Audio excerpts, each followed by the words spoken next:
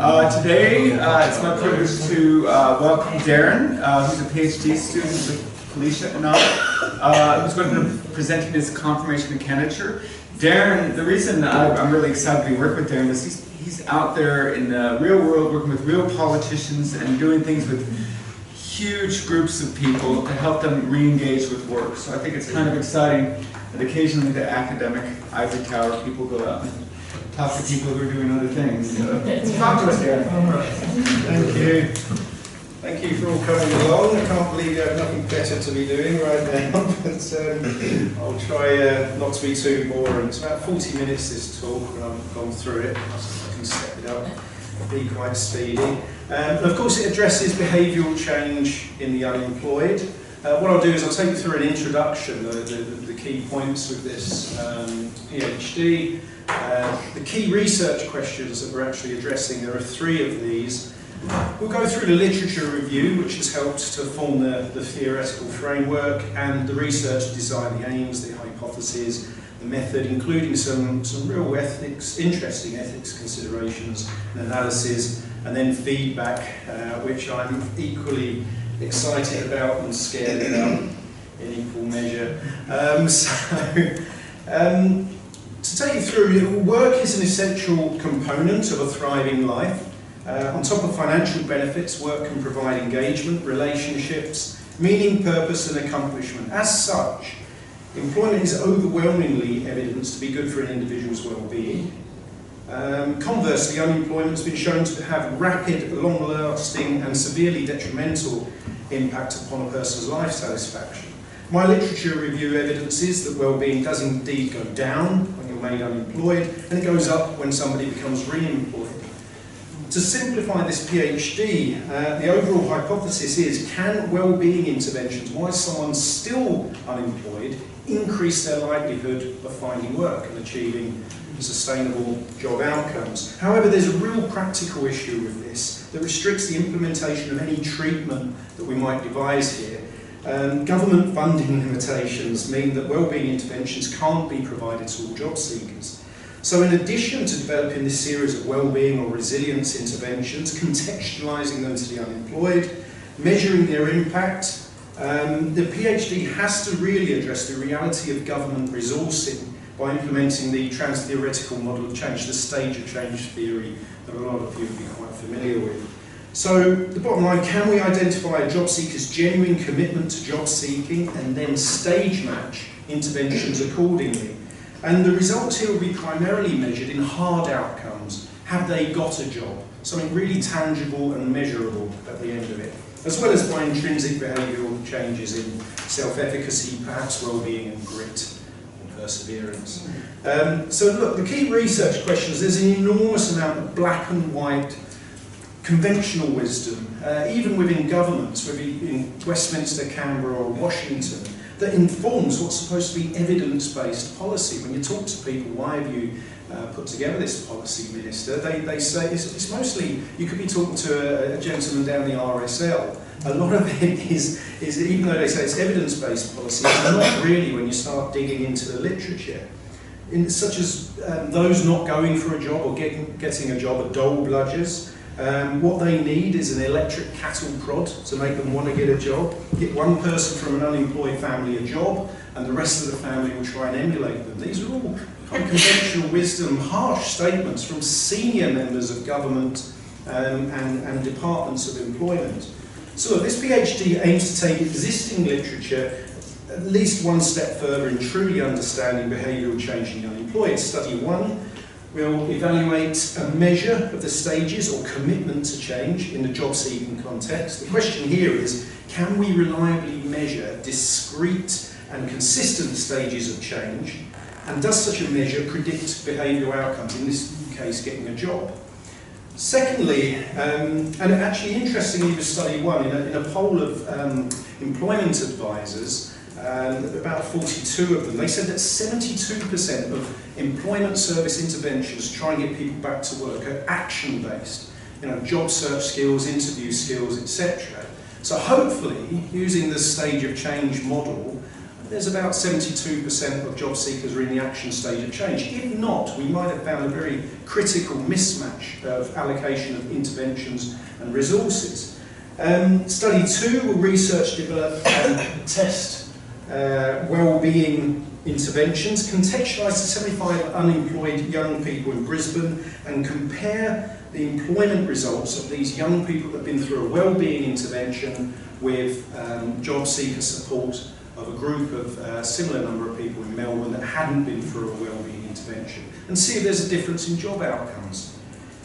Part 2 then is, can these interventions that we've identified and trialled on these 75 unemployed young people, can they be stage matched and applied to general unemployed across all of Australia to deliver better employment outcomes? There will be about 8,000 in the experimental group and 12,000 in the control group, which of course I'll touch upon. And then finally, study 3 is what's changed in those entering employment. If there are indeed more people getting a job, why? What intrinsically has changed in those individuals? What's the treatment utility of the measure? So these are the 3 key research questions that form this thesis. The literature review. Now, from the literature, as you might imagine, unemployment is universally considered to be bad. It's bad for economies, bad for communities and bad for the individual. As such, the Australian government spent $18.4 billion to directly help the unemployed back to work in 2013 to 14. So whilst the Australian and other governments measure extrinsic barriers to getting a job, these are things like how good is your literacy, how many qualifications do you have, can you drive, these sort of extrinsic barriers, none of them address the key intrinsic barriers to employment, such as an individual's motivation, attitude, proactivity or well-being. And to quote a senior member of the Department of Employment here, without a cognitive axis, those other barriers are rendered irrelevant. You won't get a driving pass, you won't try and improve your qualifications unless you have the motivation, the attitude, the well-being to try and do so. Further, the UK's Department of Work and Pensions have called the holy grail of government employment services worldwide, welfare departments worldwide, the ability for a job seeker to sit in front of a government advisor and that advisor to know whether that job seeker is going to be in work in 6 months' time or not, without any assistance from the government. If you can look at that person and say they're going to get a job or they're not going to get a job, you can then allocate resources, interventions to try and get that person a job. They say that after 6 months there's this tipping point of an unemployed person becoming much more likely to become long-term unemployed. And in fact there was a wonderful study out a couple of years ago by Beard and Dickens where they sent out nearly 5,000 resumes to 600 vacancies. These were made-up resumes. The only difference really were whether people were unemployed and for how much time. So 75% of them were for unemployed applicants, unemployed for varying amounts of time, 1 month, 6 months, 6 years, etc. And whether they had experience in that industry that they were applying for the job or not. And they measured the interview rates, how many got callbacks. So those that were short-term unemployed, under 6 months unemployed, and had industry experience, 17% of them got an interview.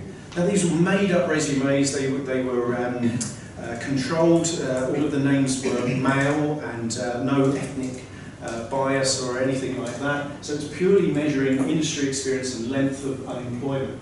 Those that didn't have industry experience and were also short-term unemployed, about 9% of them got interviews.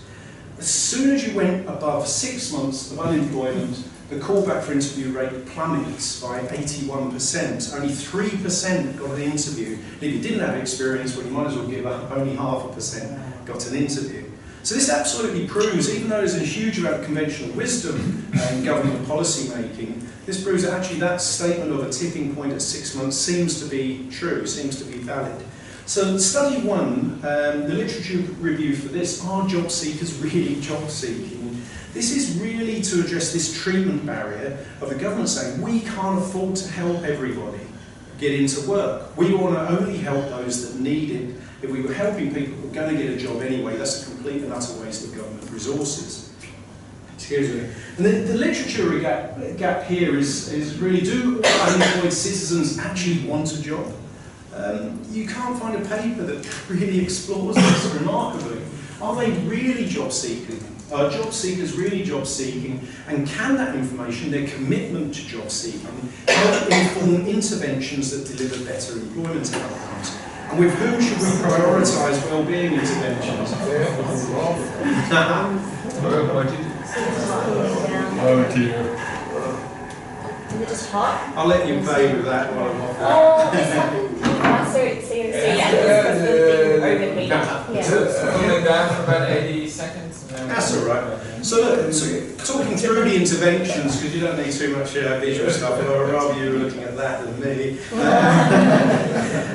Employment counsellors, according to studies, generally simply rely upon their experience, a client's personal history and clinical judgment to assess whether a client is really mentally ready to change, ready to get a job. So they rely upon their own experience. But of course, what we know is such judgment is prone to biases and errors. According to studies, there is a much more of a focus on negative issues than positive client factors. And there's anything we know from all of us researching positive psychology, focusing on barriers, issues and failings is not likely to motivate and support a person to move forward, whereas focusing upon strengths, purpose, etc. can help to move a person forward much more.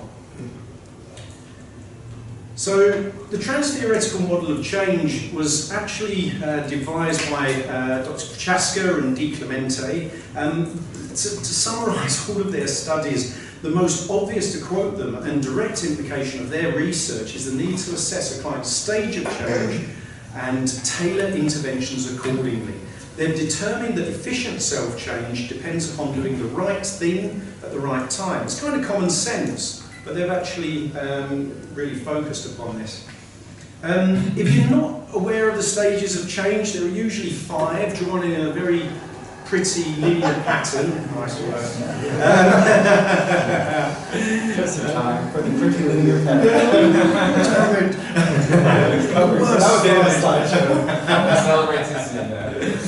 So look, if you've come across it, these 5 stages of change, and they've been mostly implemented with smokers. We've been able to look at 250,000 smokers who've gone through this stage model where they're asked for survey, their commitment to giving up smoking has been determined, and they might be placed in this category called pre-contemplation. They've got absolutely no intention at all of giving up smoking.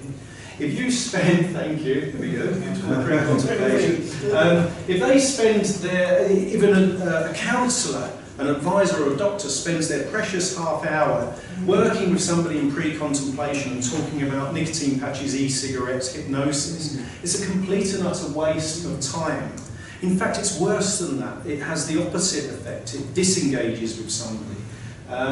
So there's no point talking to a pre-contemplator. They need to hear arguments about the pros and cons of smoking.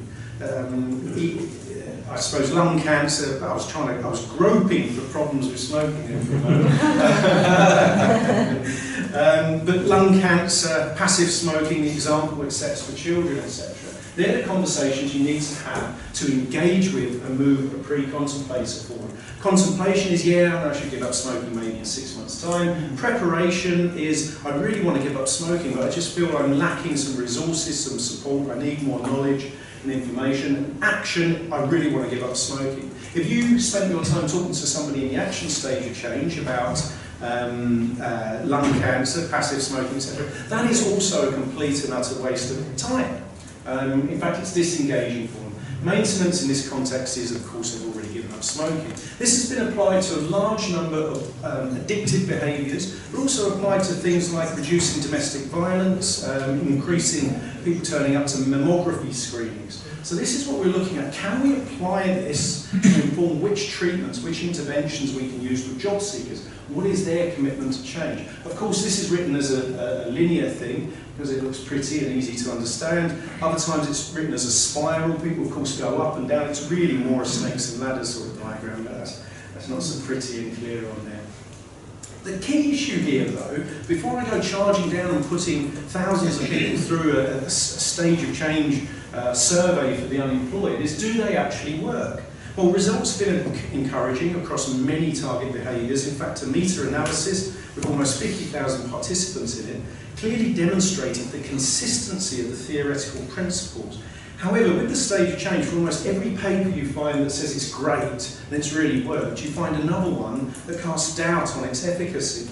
Results are inconclusive from many other studies. There's a relative paucity of strong supportive evidence. And in fact, I love the quote that they used from Einstein in the Bunton et al. Study that said, everything should be made as simple as possible, but not simpler. Is the stage of change model actually simplifying things because of its usefulness? It's nice and easy to categorise people and then have a nice list of interventions you should use with that particular type of person. Is there a Hawthorne effect? Because clinicians, because counsellors have this array of stages of change and interventions, are they actually more effective because they think they're going to be more effective?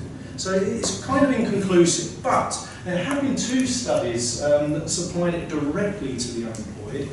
Manak et al., which was with a lady called Deborah Levesque and Janice Prochaska, so the original Dr. Prochaska's wife, in 2002, and Lam et al. In 2010. The Manak study had 12 items. Originally it started off with 96 questions to ask an unemployed person. They whittled it down to 12 without losing validity, and they called it the Eureka VC study, University of Rhode Island Vocational or Change Assessment for Vocational Counsellors. About 150 participants. All of the participants were people that were unemployed due to being injured at work, so they were off work due to disability and they were being paid out by an insurance company. They were tracked for 13 months to see whether the stage of change matched their return to work rates 13 months later. The Lam et al. Study had 14 items. It was called LASER, very nice. The Lam assessment of stages of employment readiness, also paper-based, 150 or so participants, Midwest America, but 98.2% female, 83% African American. It was using a US welfare system, which I'll touch on, and they tracked people for 6 months. What the Manak study found was that you can ask people these questions and their stage of change does in fact match their likelihood of returning to work. So somebody in the action stage of change is much more likely, in fact 4 times more likely to return to work than somebody in the pre-contemplation stage of change. The Lam et al. Study, similarly, it had those results that exactly match the stages of change. So, great, I can run away and apply this to Australian job seekers. Unfortunately, there are some issues here, though, that doesn't make it directly transferable. Lam didn't even reference Manak et al. In his study. He referenced all of the earlier studies, but it was perverse that the only other study in the world that applied this to the unemployed, he didn't reference. It almost seemed contrived so that he can invent something called laser. Also, what made me worry about it was the 98.2% female proportion. That works out that there's 2.7 other.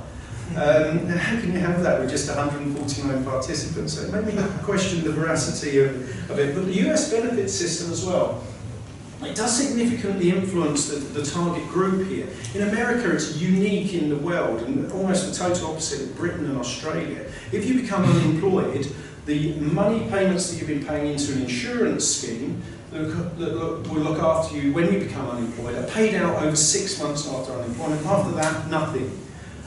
Maybe if you're almost destitute, you'll get food stamps, etc., and some other support. But it's really at that severe case. Whereas in Britain, you get nothing for 6 months. Then when all your resources run out, you have benefits for life, and similarly here in Australia. So it's almost turned on its head. So it's not directly applicable here in Australia to the general unemployed. And also, you know, these are people unemployed due to injury, almost entirely female, apart from 2.7 others, whatever that is. And the samples are quite small. If we're to make a compelling argument for governments to sit up and listen to this, in Australia, where they have 700,000 people on their books on the welfare system, in Britain it's near 3 million, we need something more robust than 150-odd participants. So that's where we went away, and the literature really informed the first study. Study 2 is great, okay? We're working out to assess a job seeker's genuine commitment to work and whether that actually does predict whether they get a job. But what are we going to do with them? Which comes back to the crux of the original idea for the PhD, well-being interventions. There's one go-to tone that everybody in employment departments quotes that assesses the social psychological analysis of unemployment, and that's it remains Marie Jahoda's book in 1982. She identified that employment provides time structure and regular activity. It provides engagement, meaning and accomplishment through the shared purpose of a group or a company, and it enlarges relationships beyond family, friends and neighbours. Now, if you have a look at Flourish with the concept of the well-being, what well-being is comprised of, it almost exactly matches. So it does suggest that well-being might be a rich source of interventions or information on what we do with the unemployed. Now that's not going to go because it's actually a little video, but it doesn't matter. What we've found with the unemployed and mental health and the impact upon well-being is really summed up with these 4 studies. Lucas and Ed Diener did a life satisfaction set point study, which you might be familiar with, 25,000 Germans. They tracked them over a number of years to see whether impacts or life events change their general set point of life satisfaction, losing a limb, winning the lottery, and whether people do indeed return to a set point, no matter what happens to them throughout life. They tracked the Germans that have been made redundant, German gentlemen in particular. And when a German gentleman is made redundant, his life satisfaction goes down and doesn't return to his previous set point for 5.1 years, even if he gets another job 6 months after being made redundant. To put that into context, if his wife or life partner dies, it takes him only 4.9 years to get over that. My wife loves that fact. Right. There was a meta-analysis of the impact of unemployment on mental health, which concluded that there's significant negative impacts on well-being. Paul and Moser's lovely study really backed this up. Unemployment into stress, anxiety, depression, decreased life satisfaction, etc. Really all summed up with Jeffries et al. Saying that unemployment leads to depression. Okay, so we've actually backed that up. When I was lucky enough to chat to Marty Seligman and said, right, we're going to address the unemployed, what should we do with them to increase their chances of going back to work? He said, well, I nearly did an impression, that would have been disastrous, and the video. He said, good Lord, comprehensive soldier fitness. You want to look up comprehensive soldier fitness. I said, well, thank you very much, Marty, that's so helpful. Put the phone down and thought, well, what on earth has that got to do with anything? So I looked it up dutifully. I started speaking to Rhonda Cornham, who we met at that conference in Adelaide. And she actually told me that this was based on the Penn Resiliency Programme. And that itself was largely founded out of the Resilience Factor book by Karen Rivich and Andrew Shattay. And when we look at this, they identify 7 real pillars, they call, of resilience, if you like. From emotional regulation, impulse control, causal analysis, all of these constructs, but when you apply them to the unemployed, you can really see the relevance here. You know, causal analysis sounds a complex psychological term, but how many times have you had a friend or somebody you know who's unemployed not get a job because they were overqualified, that people felt threatened? Whereas the reality is they've got atrocious halitosis or something. So people are always attributing the wrong causes. Being able to do it correctly suggests that you're a more mentally tough or resilient person. Self-efficacy, we've got in the centre there, comes up time and again in studies on improving the likelihood of somebody returning to work. Realistic optimism, empathy, reaching out. I'm sure you've probably all read this book. Reaching out was surprising. It's only the mentally tough really ask for help. Those that really need it are the least likely to ask for help. When I looked at the interventions, we're trying to form an intervention here, nearly all of them were sourced from Beck and Ellis in the 60s or so. There's cognitive behavioural therapy interventions. It does feel a little bit like things have moved on, but that was the evidence base that I had to work with. And also I could look through the Van Dura studies on self-efficacy. You know, there are 6 key ways of building self-efficacy, but also what you can find in the literature of what you should do, what sort of exercises really help build this in an individual. Emotional arousal, performance experiences, and verbal persuasion, etc. We're starting to get a formulation of what interventions we should undertake, how we should do them. Let's build self-efficacy, let's build well-being resilience.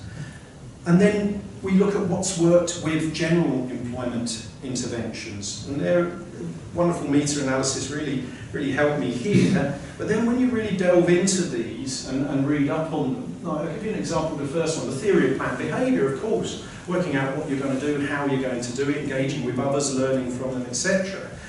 This led the Behavioural Insights team out of the Cabinet Office in Britain to train up 20,000 Job Centre Plus or Centrelink type advisors to get all unemployed people to write out their goal, an objective, a purpose, and then talk to them a month later when they saw them again, see how they'd achieved that. So it's great, that fits in with the theory of planned behaviour, but the problem is, Golvitz's study found that when somebody does that with somebody in a position of superiority, they become less likely to target or achieve that goal. They feel like they've already taken some steps to achieving it by just listing it with somebody.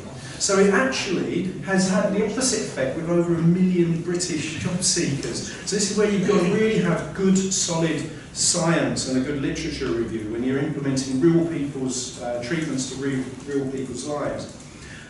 Study 2, so once we've identified these interventions, we need to test them to see whether they work with a certain cohort of unemployed. Then we can try and stage match them, allocate them to certain different categories of job seeking.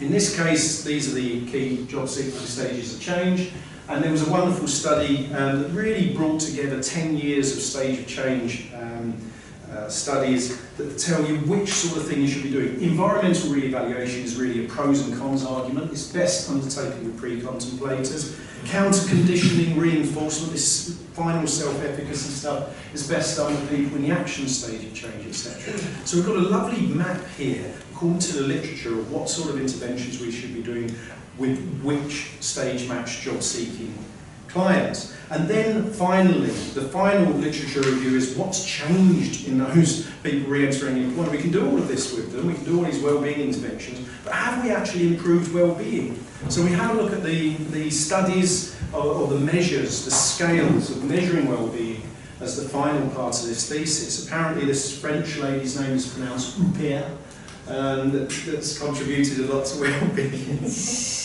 Persistence, or grit, the fashionable version of persistence that's out at the moment. We can try and consider evaluating this. Resilience, Readiness and Chateau, and self-efficacy. Timothy Judge has got some great scales and measures that we might be able to utilise there.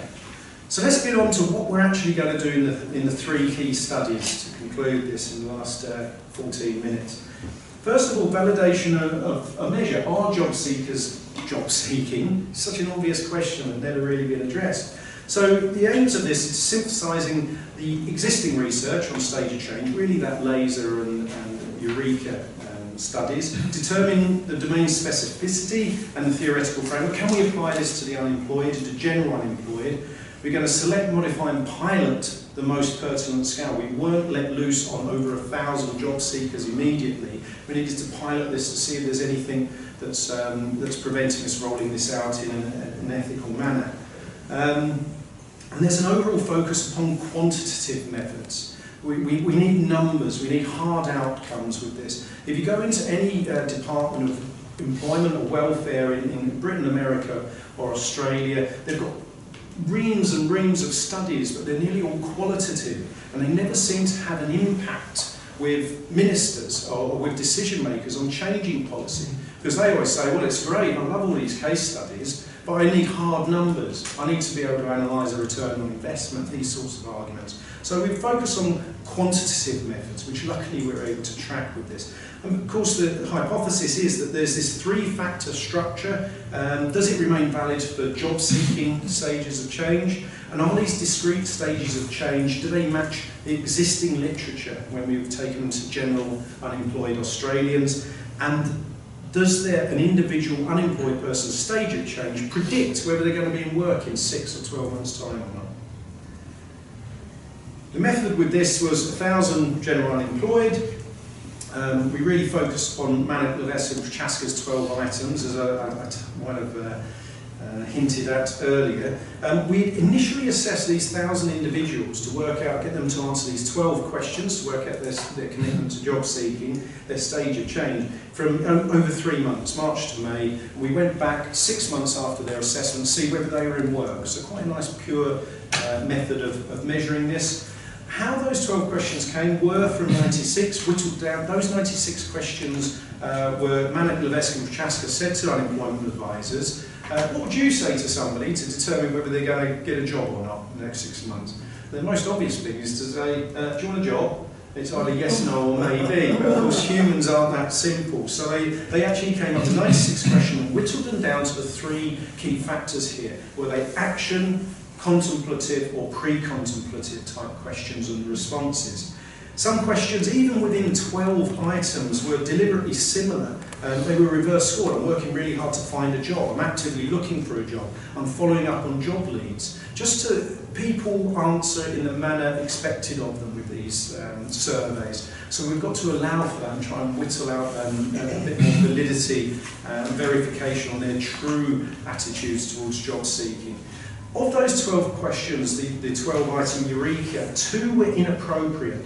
So we consulted with 32 job centre advisors and said, what would you change this question to, and made sure it still fitted with the 3 factors. And then we checked what they came up with Dr. Levesque and Prochaska in Rhode Island. So these are the 12 items. You can see 4 from action, 4 from contemplation, 4 reverse scored, pre-contemplation. These are the 2 questions we had to change. The first one, I believe looking for work will hurt my chances of a settlement.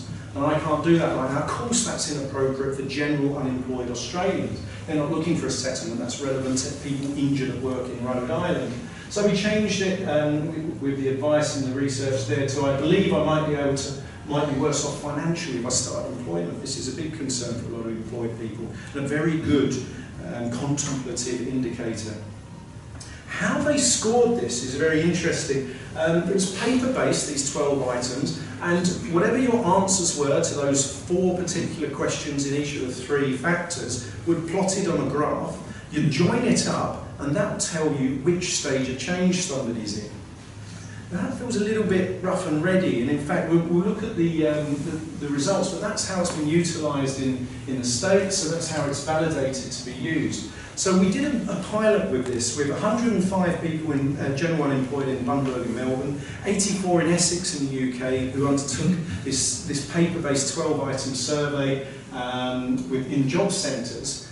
And these were the issues that came up in this pilot. It took 26 minutes to score this. And now, bearing in mind, in Bundaberg and Melbourne, the people scoring this were psychologists or occupational therapists. So you think they're pretty good at scoring this, but it still took 26 minutes. Bearing in mind you normally only get half an hour every month with an unemployed person. That's just not doable. It's not scalable. They asked for 5 additional languages. The ethics message, even though we had it on a nice laminated sheet of paper, said you have to read this through with people. It turned out they didn't in observations. There was a bias in job centres. So these are people that can determine whether you get benefits or not as an unemployed person in Britain. And remarkably, when they were asking the questions and filling them in for their unemployed people, 62% were in the action stage of change, and a further almost 30% were in preparation. Of course, nearly 92% genuinely committed to getting a job, and the person sat in front of them is the one that tells them whether they can get benefits or not. I'm amazed 8% weren't in those 2. And there was this ethical consideration. Do you make somebody do this survey, and if they don't, do you sanction and take away their benefits? And there was a 32% misinterpretation of the scores. When I double-checked everything, they'd scored them incorrectly because it's quite vague, that drawing a line and matching it to other charts. So working with the University of Rhode Island, we turned it into an online survey. 1 second to score instead of 26 minutes. They couldn't proceed to the survey without reading through the ethics message. There was no misinterpretation of the scores. So it really helped speed things along. But there was this resistance to mechanical scoring, which I can't resist, but explain the study that looked at clinical, in other words, sitting there talking with somebody or talking to somebody over the phone versus a mechanical prediction. This is paper-based or an online scoring of somebody's health condition or attitudes. And it turned out there's no systematic exceptions to the superiority of a mechanical prediction. It holds in general medicine, mental health, personality, education and training settings. In the entire set of 136 studies they looked at, the only variable that substantially influenced the relative efficacy of the mechanical, in other words, filling in a form, versus a clinical, talking to somebody prediction, was whether the clinician had access to actually a face-to-face clinical interview. Because when you could sit there face-to-face with somebody and ask them these questions, clinical predictions were outperformed by a substantially greater margin by the mechanical. So the more time you spent with somebody and spoke with them, the less accurate you are. I just found this remarkable. It turned my perceptions on their head. Why? I tried to look at studies that explain this. Well, believe it or not, humans are susceptible to many errors in clinical judgment. So you can understand why unemployment advisors that might have been doing the job for 20 years said, how can these 12 questions work out whether that person's going to get a job or not better than me? I've done this for 20 years. Interesting. The analysis for this study is a three-factor confirmatory analysis, etc., etc. In short, are the three factors adequate for the 12 items there? We will track job seekers 6 months after their assessment and will match their job outcomes to the stage of change. Will the job outcomes match the stage of change that they were in? With that, it's fascinating. Even though it was only a pilot study, we have the results from those 105 Australians that went through this.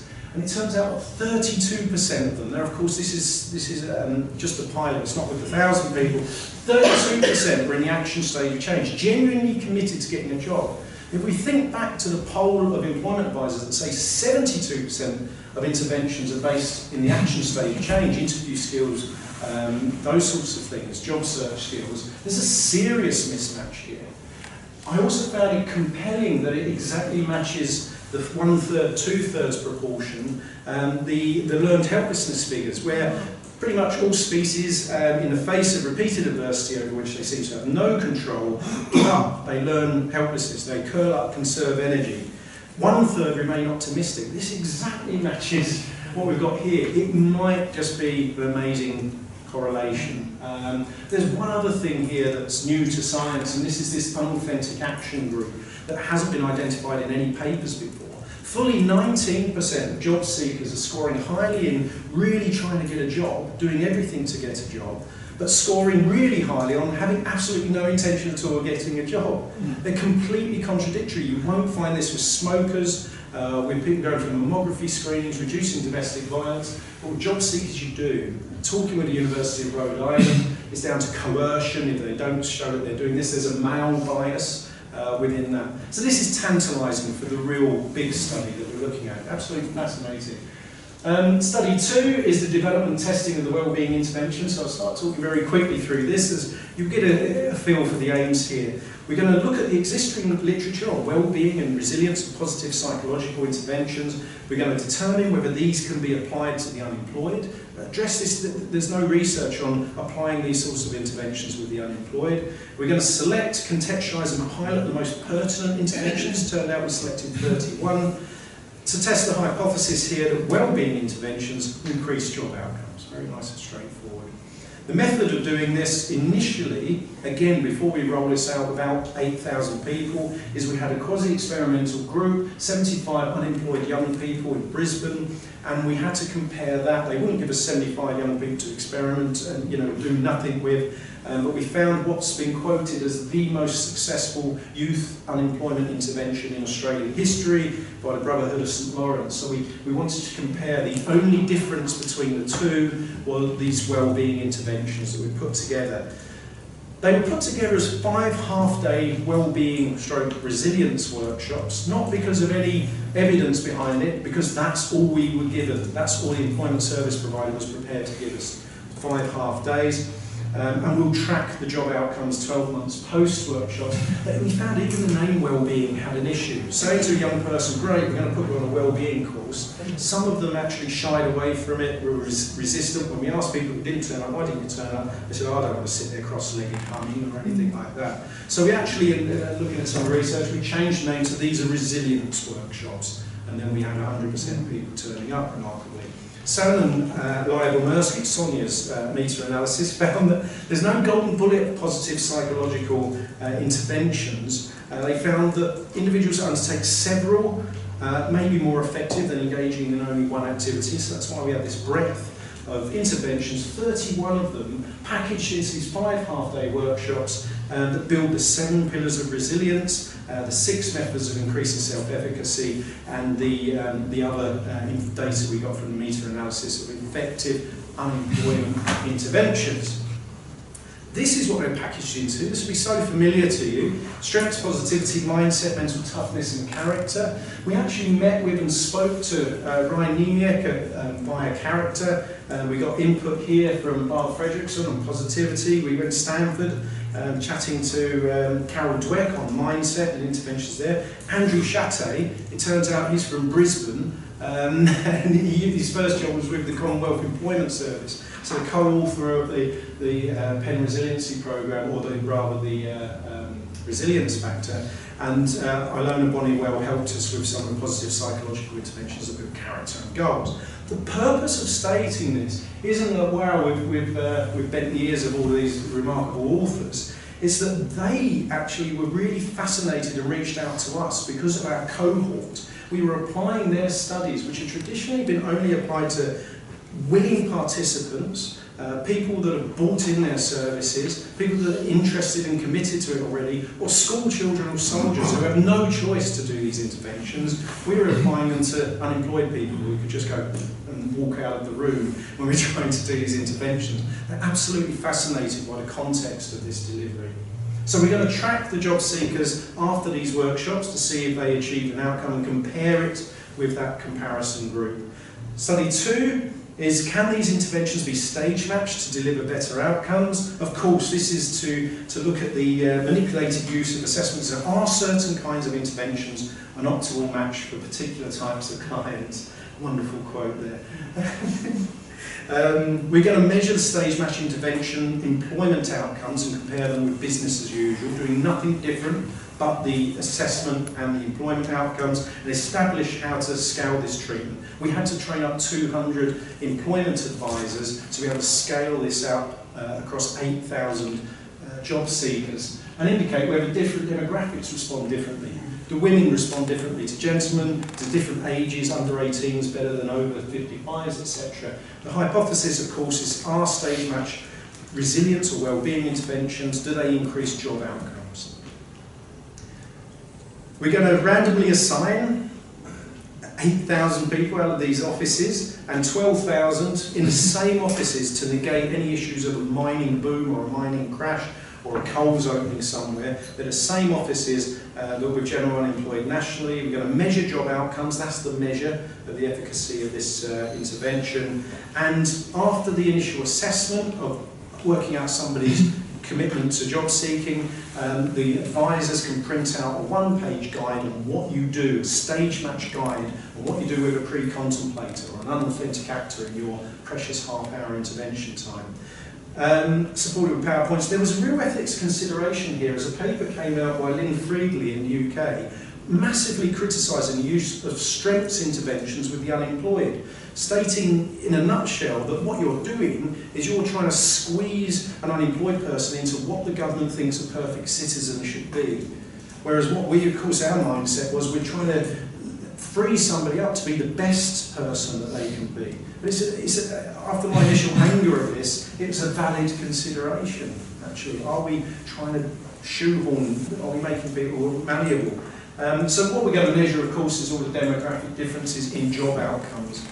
And then finally, what's changed in those entering employment? The aim here, of course, is to identify any specific improvements in well-being, behaviours, grit, etc., following the stage match intervention. Has that change in psychological capital? What is it specifically that predicts job-seeking success here? The hypothesis is that these treatments that we're going to intervene with people, we're going to apply, improve well-being, grit and self-efficacy, and does that result in higher job outcomes? we'll be doing that. If this has missed anything, it's a 2x2 matrix, so there we go. We're going to measure those that did the interventions and those that didn't. Were they employed 6 months later? We can compare their outcomes and put together a wonderful linear regression, look at their core self-efficacy scores, for example, and see how many people with that score got a job, and see if there's any causal correlation stuff. So, I hope I haven't exhausted or bored you all too much with all of this. I humbly thank you for your time, and almost afraid, but welcome any key feedback and questions. Thank you.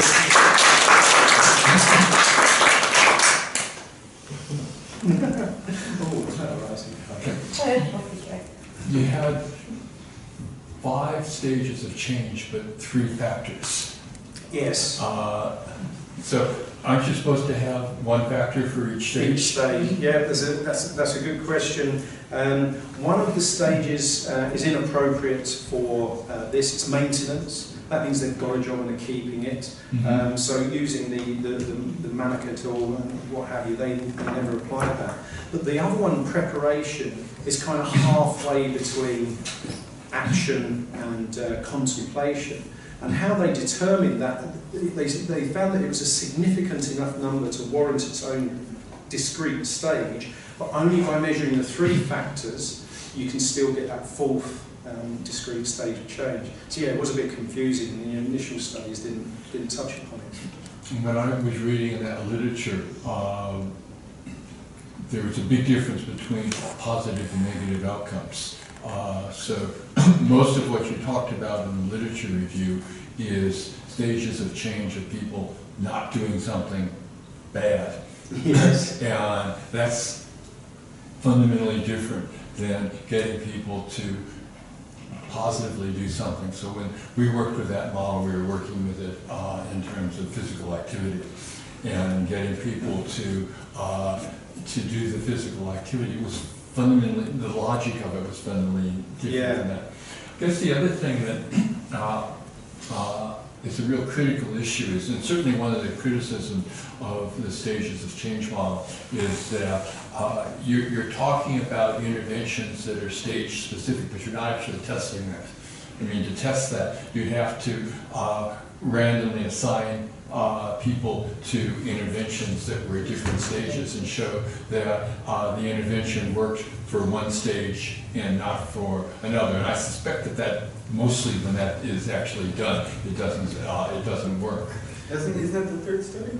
Well, the 3rd study will track that, and also what happens in part 2 of the 2nd study, and because of my time I did skirt over it, is every different stage will have different one-to-one conversations informed by their stage, what the client's really thinking, intervention principles.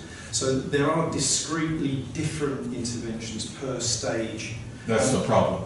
That's the problem, because I would guess that each of those interventions would probably work equally well with people in different stages. But isn't his design getting around that by having one group that's randomly assigned to one of the interventions? Isn't that you're saying that group will do just as good as one if he matches? He's got a matching group. Okay, maybe I missed that. Maybe I missed it. So you've got people that are given different interventions that independent of what stage they're in. Yes. So that, and what I didn't explain, and this is when you up your own backside with the sector. Oh, no, I may have missed it. I didn't really cover that. It's business as usual, which is all sorts of different interventions to try and get them back to work. The employment service companies have been doing for 40 years or so, the same sort of interventions.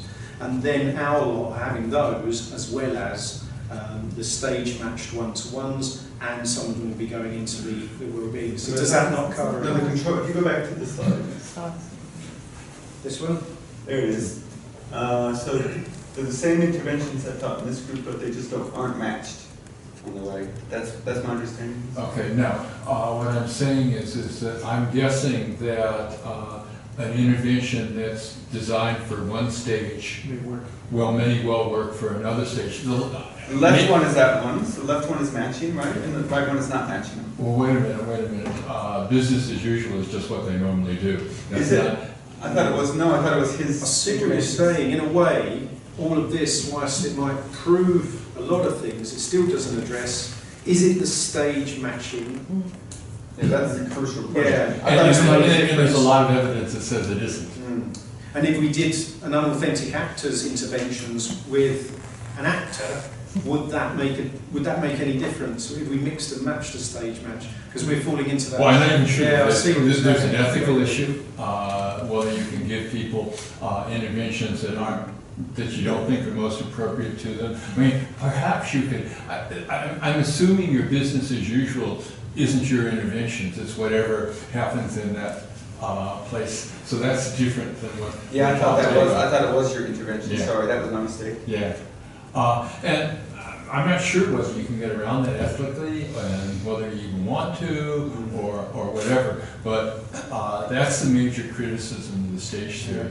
That's the biggie, yeah, I agree. And in particular, when you start talking about theory of planned behavior, that's not very, very different to, I mean, you know, that's not very different to the stage theory. I mean, it's a second cousin at best in terms of basically the stage theory is looking at intentions, strength of intentions. Yes. And you know, it's a subtle difference. So if you're going to criticize the theory of planned behavior for, I didn't quite understand the criticism, but it seemed to have something to do with the autonomy or something like that. That the people had. I'm not exactly sure about that. You went over that quickly. I'm not critical of that. But does that same criticism apply to the stage theory? Yeah. Good. Yeah, worth exploring. Yeah, and the key criticism was Goldwitz have found that if you state your planned behaviour, you're less likely to achieve it in certain circumstances which replicate the job seeker advisor. In a one-off situation. Yes, yes. It's public, though, public commitment when somebody's got power over you. That's it. One-off relationship. Yeah, so it's not necessarily against the model, it's saying it publicly. Interaction. But I see what you mean, they do sound quite similar. So, Paul, do you have a question? Really fascinating and important work. I was thinking about a moderator of why they're out of work. And I was thinking about, you know, obviously, it wasn't sort of voluntary. I mean, there's downsizes, there's illness, there's redundancy, there's layoffs. Wouldn't that moderate the effects of a wellbeing intervention? Particularly if you think about mental health. Yeah, what was their sense of control in being unemployed? Yeah. I've never even considered that. It is, It'd be nice to have a measure of how, I don't know if it would be objective, how employable they are. You know, like, is there a stage of change rationally mapped to actually how likely they are to get a job? Whose perception? Their perception? Or? But I'd say that you have an objective measure. there Probably is. put something together. It'd be interesting. Australia government uniquely has what's called the Job Seeker Classification Index, which measures their employability by extrinsic matters, and that's that thing I touched on there: their education level, their disability or ability level. That's exactly it. Yeah. Could relate that to the stages of change. Yes, and we can perfectly track that. And in that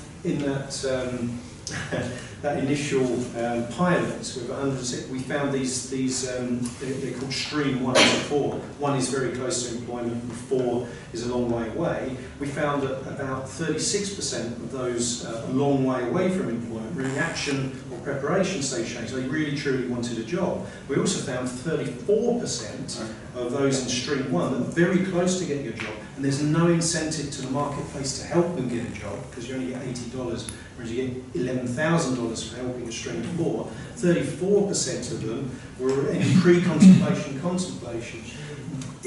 Possibly those are the people that become 6 months unemployed, string 3, 4, or 5. So the Department of Employment, that's why they're fascinated by this. It's called the social investment model. We invest in those people early to stop them costing an absolute fortune in benefits throughout the rest of their lives. So early intervention. So yeah, so we're able to, then does that matter anything about why they're unemployed or not? No. So it still doesn't. Wouldn't you It's have a relatively straightforward question, I would have thought. Maybe Yeah. just one Do you have the data for why they've been, you have their education level, but do you have the data for why they lost the job? No. It might be captured at Centrelink, but it's not captured at the level of the employment service providers, who are the ones that have my access to the unemployed clients and their data. When your literature review, you said the key issues were how long they've been unemployed and how employable they are. Yes. And so those two should surely be on your questionnaire if you don't already have that information. And I couldn't tell whether there was an interaction between the two of them or not. They weren't quite parallel, but I wasn't sure whether there was a large enough sample for there to be an interaction. But that's an interesting one. But I guess that would be related to stages of change, perhaps. That would be beautiful to unravel that. Thanks very much for a great presentation. I just have a question about the delivery of the intervention. You're going to train 200 employment consultants of some kind? Yes. Then how do you track what they actually deliver, and how certain are you that those clients are going to receive that intervention the way it's designed? Yeah, it's tough. How do we ensure the robustness of delivery, other than providing them with specific slides, specific scripts and handouts, observation guides for their bosses to make sure they're following up on this. We've recorded the interventions and put them onto video, so that people, onto the internet, so that they have to pass a test at the end of it to be able to deliver the training. But yeah, and they're all trainers, so they're trainers within the employer, so they're used to delivering training. But some of the observations I've already done, people turn it into a me show. It's all about them and the poor unemployed person sitting there, just sitting through it, whereas it should be facilitated and it's the interaction between them. So yeah, it's very difficult to scale this up. But in the other side, how do you know that the client attends? Is there some way that you know that they've attended all these sessions? The employment service company should record if they've been through the workshops. Okay. We know if they've done the one-to-ones because the coach has pulled them down. Right. They've got a promise to. That's as good as we can get. But And that data you're going to capture? Whether they completed the whole set of the interventions? The one-to-one talk, but the workshops we have to rely upon the employment service provider to tell us and to track whether they've been through all 5 workshops. So it's as Do good the as we can clients get. fill out a questionnaire? They fill out the questionnaire. They only complete the initial stage of change survey or the assessment. So that you don't have anything follow-up. The only follow-up that you have is their employment history and stuff like that. We don't even have access to that. That's with Centrelink, but we do have access to what stream they're in, stream 1 to 4, and how long they've been unemployed. So yeah, to get this implemented, there are these restrictions on, well, we're not perfectly in control. We've got to rely upon employment service providers to do as best as possible. The good thing is that little pilot's been enough to convince them there's something fascinating here, that we're not messing up people's lives nor our balance sheets by implementing it. But yeah, it's that difficulty between the practical application and the pure science. You see the same problem in clinical psych, where clinicians, after they're trained for 6 years, and they start to drift. They start to not look like what they were trained to do. Is there any more questions? One in the front. I noticed we're going on. Yeah, I've been trying for the past 5 minutes. Yes. Listen, Larry, don't raise your hand. It's difficult, so I've been putting it over. I thought that it was just outstanding in terms of the comprehensiveness of the whole thing. The numbers, really, I think it's mind-boggling. And the issue that I had, and I guess it's out of your control, I just mentioned, is what happens after the intervention and between the 6 months of the intervention. People may change, level of where they are in terms of the stage level, they may start, at this level, but then revert back. How are you going to look for that first? And then in terms of the analyses for stage matching, it could be that initially, that worked, but then any booster intervention that goes back to get these people. So, after 2 months, did somebody get a phone call or an email of some sort saying that, remember, we said, talk about this and that, don't give up yet, and stuff like that. Yeah. Those booster interventions sometimes make a huge difference in terms of the intervention program. Yeah, maintenance. Yeah. And the other thing is that you had this nice, 2x2 design there, but in real life, those 2x2 don't always work, And it could be that down the road, you may come up with some kind of correlational design. Yes. Looking at some variables initially that predict whatever or interact with some and then predict behavior. So don't keep this in mind. And that's a good point. All we're able to get commitment from these government agencies, if you like, is to assess once. So that argument, is it spiral or snakes and ladders or a linear progression, we won't know. All we can measure it in is, do they get a job? Yeah. And in trying to convince them, no, assess them again every few months, no sooner than that, because literature suggests they start to gain the items, the questions, they know. But they say, no, we have hardly any time with these people, we just want to do the interventions.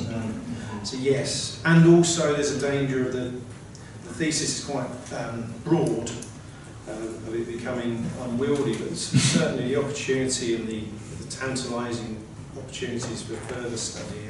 Well, what about asking some of these people, and this probably, you've done this already, but if you're willing to, can we contact you again, in 6 months' time or something? Mm-hmm. So they have the choice. They're not being forced, but they have the choice of, being followed in 6 months' time or something with a questionnaire and not just the data.